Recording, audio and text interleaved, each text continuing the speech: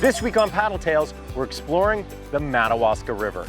The Madawaska is one of the greatest rivers to learn how to whitewater paddle, and it boasts one of the world's first and finest canoe and kayak schools. This is a place where I taught paddling for many years, but now I'm the student, as I put my paddling skills to the test, trying whitewater canoeing for the first time ever.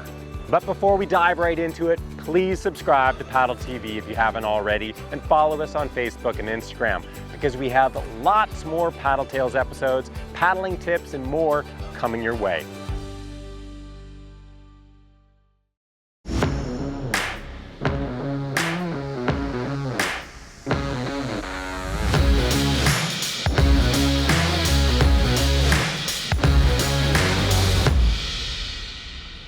Paddle Tales is produced with support from NRS, Aquabound, Ontario Creates, and Bell Fund.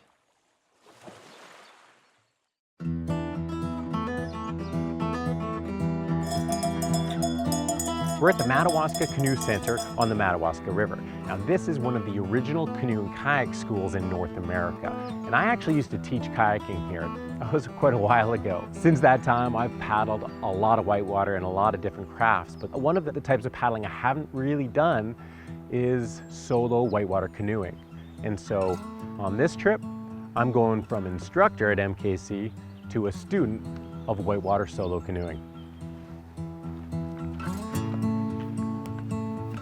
I'm Claudia, and I'm the co-owner of Madawaska Kanu Centre.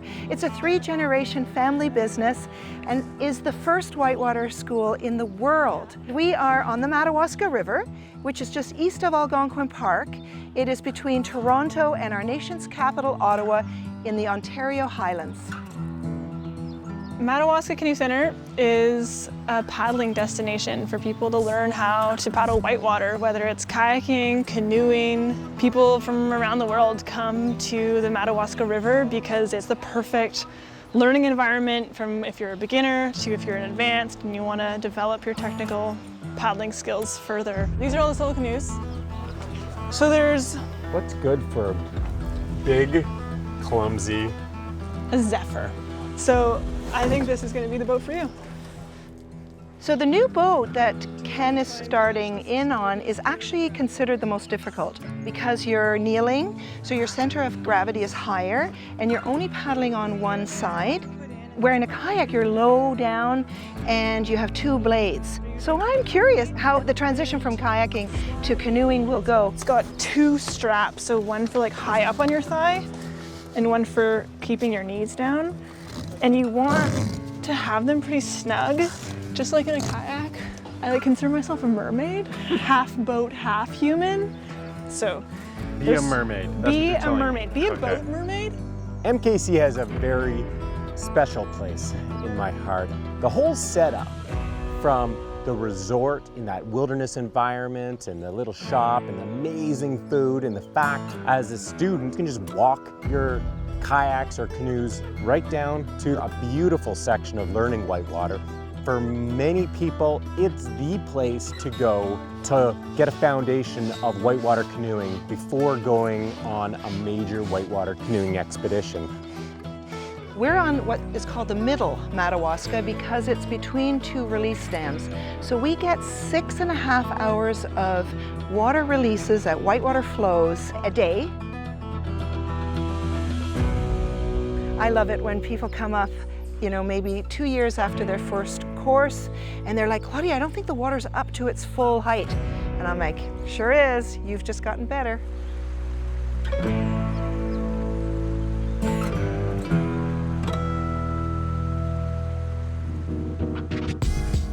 One of the coolest things for me about this trip is the fact that I was an instructor here on the Madawaska for many years, but now I'm the student. So we've made it to the water. We're on the top section of the Middle Mad, and I'm hooked up with Colin Bunga. He's been teaching here at MKC for years, and he is one of the master open boaters. I'm going to be relying on you to use all your magic to make me not look like a complete newbie out there. Do you think you can do it? Well, time will tell. That's all I can say right now. I appreciate the honesty. I know you're very comfortable on the water already, but these are an exceptional craft. They can be quite difficult to get the hang of getting them to go where you want to go. But the best way to figure that out is to put them on the water and see how it goes, and then apply tips from there. So you want to show that your hips are loose by keeping your paddle in the water for balance and just rocking your boat back and forth. That'll allow you to absorb hitting big waves and still keep the boat stable. Because this is the opposite of the Navy. Loose hips save ships. Now, one of the challenges of a boat shaped like this is that it likes to turn so much. So getting it to go straight and where you want is a critical skill to learn. Yes, indeed. So the quick start involves one stroke on your paddle side, one on your off side, and then you set your arc and you carve into a nice circle like that.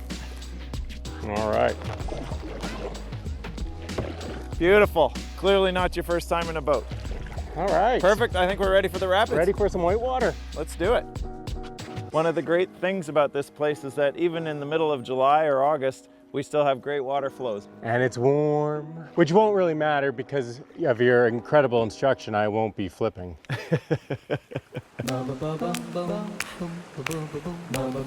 Canoeing is not new to me. I've canoed my whole life, but I haven't whitewater canoed. I wasn't expecting a solo open boat to be as high performance as it was, and that's a pro, but that's also a con.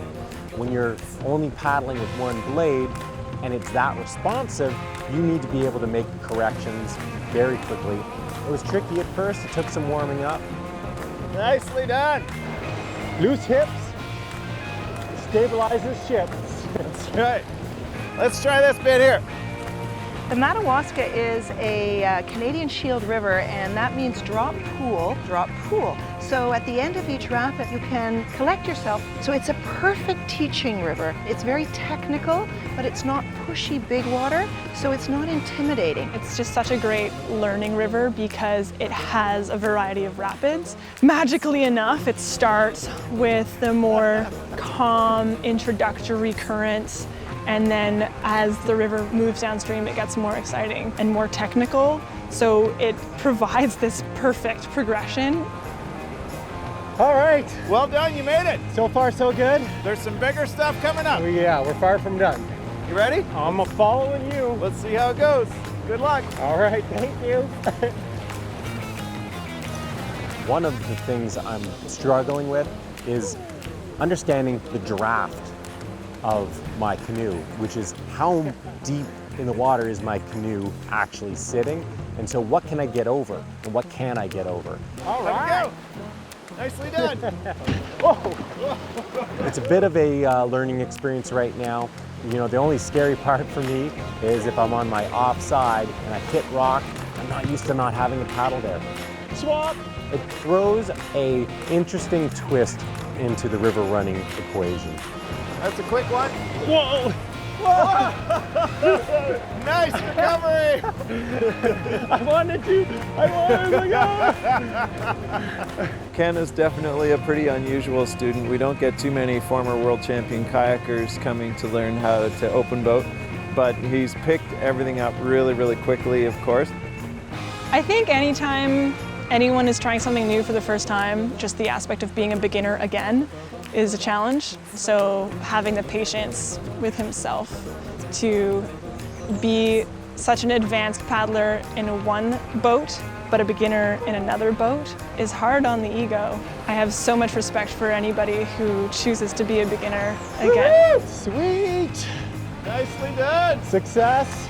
As much as I know you wanted to see me swim that rapid, I didn't do it with style, but I survived. No, it worked That's out, fun. It worked out very well. These boats, I'm really enjoying it. It's definitely going to take a while to figure out not having a second blade. But I love how maneuverable they are, and I love how they act like a four-wheel drive. They just kind of plow over stuff. Yeah. Well, onward.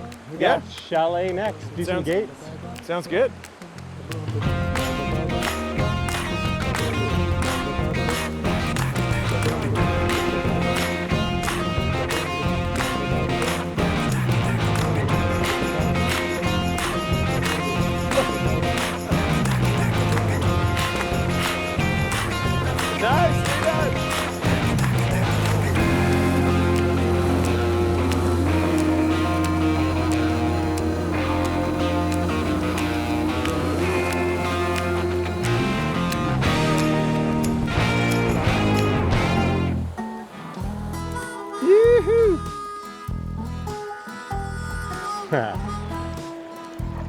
Ah, sweet.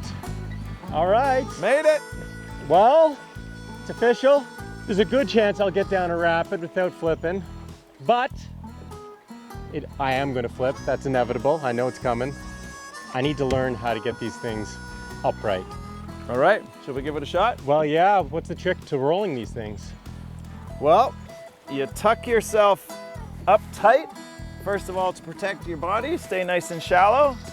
Swing your paddle out to the side and slam it downwards while you rotate your knees. Very similar to the kayak, but very different from the kayak. It's a lot more work. Yeah, okay. Yeah, so it's a slower event. All right. So you have to sustain that twisting to get it up. All right, let's see it. Oh, so close. So close.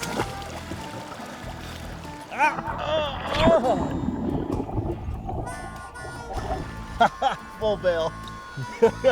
Well, the chances of my success have just reduced dramatically.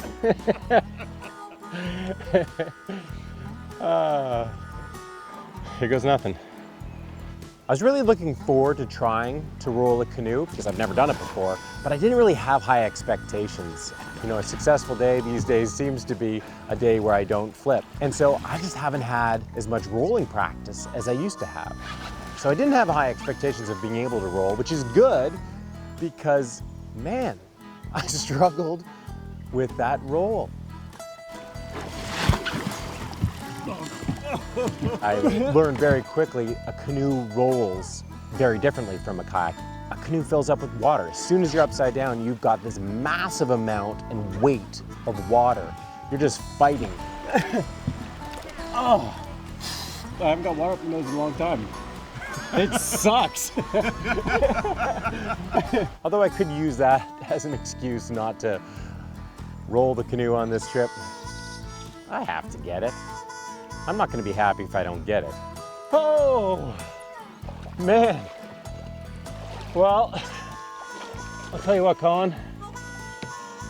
That was a day of challenges, many challenges. I got served a little bit of humble pie. You're enjoying this, aren't you? Yeah, well, there's more to do tomorrow, more to work on tomorrow, that's for sure. Tomorrow's another day. We will run the lure mad and I will roll. Beautiful. Let's do it. All right. Now I'm ready for a big old MKC dinner. Now you're talking.